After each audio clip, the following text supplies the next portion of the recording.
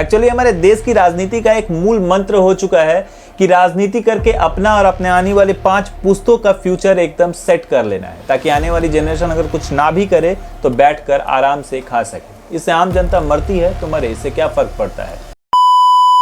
नमस्कार दोस्तों, मैं सुजीत बाय द फैक्ट के एक और वीडियो में आपका स्वागत करता हूं। दोस्तों, राम मंदिर घूमने जाने की जो हवा थी वो शायद धीरे धीरे ठंडी होती जा रही है, जिसका सीधा असर अयोध्या के टूरिज्म पर पड़ रहा है।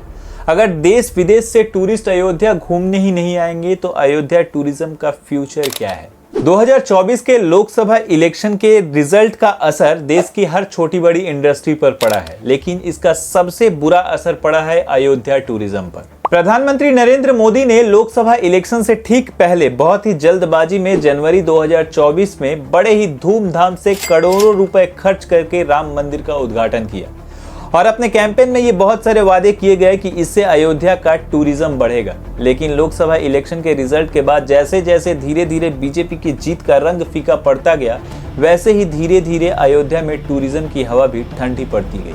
बीजेपी को और अयोध्या वासियों को ये उम्मीद थी कि राम मंदिर की स्थापना के बाद अयोध्या में टूरिज्म बढ़ेगा और इसीलिए देश के लगभग हर छोटे बड़े शहर से अयोध्या तक की डायरेक्ट फ्लाइट अवेलेबल कराई गई थी।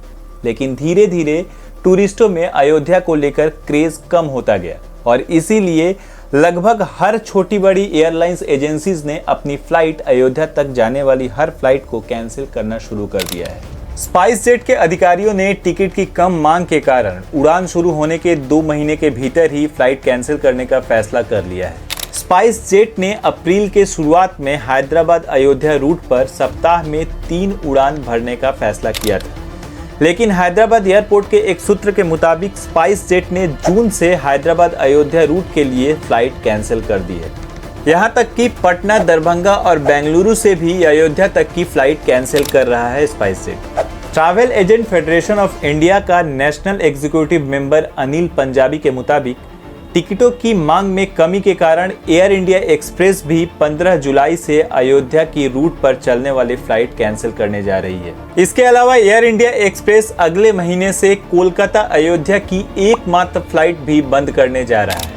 प्रधानमंत्री नरेंद्र मोदी ने 22 जनवरी 2024 को राम मंदिर का उद्घाटन किया था और उसके कुछ दिनों बाद तक पर्यटकों की भीड़ उमड़ कर आई थी। उत्तर प्रदेश प्रशासन की माने तो अप्रैल के मिडिल तक हर रोज 2 लाख से 2.5 लाख लोग यहाँ पर आते थे। In Ayodhya Development Authority tell us they are expecting 7,000 guests for the inauguration ceremony and 3 to 5 lakh visitors every day for at least a month after the inauguration.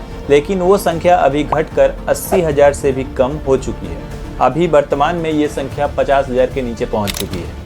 दोस्तों, ये तो मानना ही पड़ेगा कि राम मंदिर को लेकर शुरुआती उत्साह अब खत्म हो चुका है। भले ही इलेक्शन से पहले बीजेपी ने अपने पार्टी मेंबर्स को देश में हर जगह फंडिंग किया था राम मंदिर घूमने के लिए। लोगों को पैसा मिला था तो हजारों लाखों की तादाद में लोग यहाँ पर आ गए थे, लेकिन इलेक्शन के बाद अचानक ये लोग गायब हो चुके हैं। भले ही 2014 और 2019 के इलेक्शन के बाद बीजेपी इतना कंफर्म था कि इस बार भी पूर्ण बहुमत हासिल करेगा उत्तर प्रदेश में, और अगर अयोध्या में टूरिज्म बढ़ता है तो बीजेपी को एक अच्छा फायदा देखने को मिलेगा।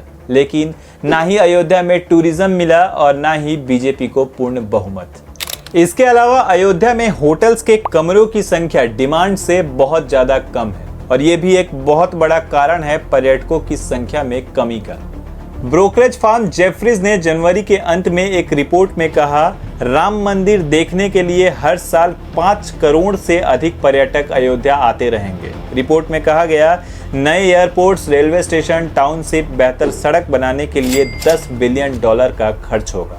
कई नए होटल्स और दूसरे बिजनेस सेटअप के साथ मिलकर एक बड़ा प्रभाव पड़ेगा, यानी टूरिज्म इंडस्ट्री के ग्रोथ का एक परफेक्ट एग्जाम्पल होने वाला था अयोध्या। पर जून के मिडिल तक अयोध्या में लगभग 17 होटल्स हैं। कुल मिलाकर कमरों की संख्या लगभग 590 है। अभी भी 73 नए होटल्स बनने वाले हैं, जिनमें से 40 अंडर कंस्ट्रक्शन है। टूरिस्टों की भारी मांग के कारण फूड चेन इंडस्ट्रीज ने अपना आउटलेट अयोध्या में खोलना शुरू कर दिया था। अयोध्या में फिनेंशियल ग्रोथ की जो हवा उड़ रही थी लोकसभा इलेक्शन के रिजल्ट के बाद, ये बड़े बड़े वादे कि अयोध्या टूरिज्म इंडस्ट्री का एक परफेक्ट एग्जाम्पल होगा। राम मंदिर होने के बाद अयोध्या का फिनेंशियल कंडीशन बहुत जल्द सुधर जाएगा, बेरोजगारी दूर हो जाएगी। ये बड़े बड़े वादे वहाँ पर एक छलावा की तरह साबित हुए हैं वहाँ के लोकल बिजनेसमैन के लिए। अयोध्या में फरवरी मार्च में ऑटो चालकों की दैनिक कमाई 500 से 800 तक हुआ करती थी, पर वहां के संगठन के मुताबिक पिछले 1.5 महीने में ये इनकम घटकर 200 से 250 तक पहुंच चुकी है। व्यापारिक समुदाय के एक बड़े वर्ग की माने तो लोकसभा इलेक्शन के बाद से ही राम मंदिर और हनुमानगढ़ी से भीड़ एकदम गायब हो चुकी है, जिससे उनका बिजनेस एकदम डाउनफॉल में जा चुका है। एक्चुअली हमारे देश की राजनीति का एक मूल मंत्र हो चुका है कि राजनीति करके अपना और अपने आने वाले 5 पुश्तों का फ्यूचर एकदम सेट कर लेना है, ताकि आने वाली जनरेशन अगर कुछ ना भी करे तो बैठकर आराम से खा सके। इससे आम जनता मरती है तो मरे, इससे क्या फर्क पड़ता है। पॉलिटिशियन को सिर्फ अपना धंधा दिखता है। लेकिन ये बात अब यूपी की जनता समझ चुकी है, इसलिए इस बार वोटिंग रिजल्ट में बीजेपी को कोई खास फायदा नहीं मिला है। लेकिन अयोध्या टूरिज्म का सेंसिटिव इशू अब भी जारी है। टूरिज्म इंडस्ट्री घाटे में चल रही है। अयोध्या के रूट पर सभी कंपनीज फ्लाइट कैंसिल कर रही हैं।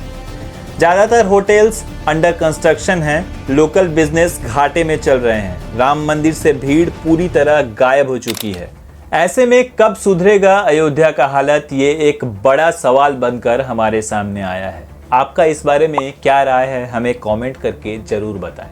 तब तक के लिए जुड़े रहिए हमारे साथ। मिलते हैं अगली वीडियो में। नमस्कार।